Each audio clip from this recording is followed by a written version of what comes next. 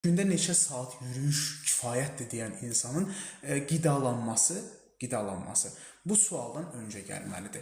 İlkin olaraq bu insan, yəni yürüyüş dərdi çəkən insan, mən nə yeyirəm, nə qədər yeyirəm, gündəlik nə qədər enerji qəbul edirəm sualını özünə verib buna cavab tapmalıdır.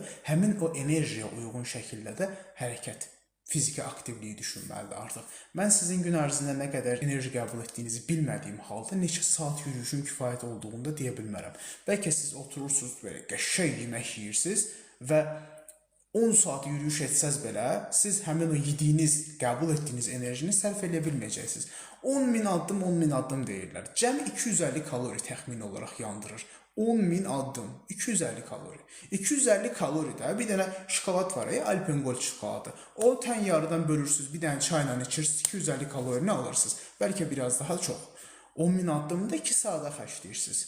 Mən necə deyə bilərəm ki, gündəlik 2 saatlıq idman yetərlidir? Axı siz sözsüz ki, qidalanmanızı mükəmməl şəkildə korreksiya etməlisiniz.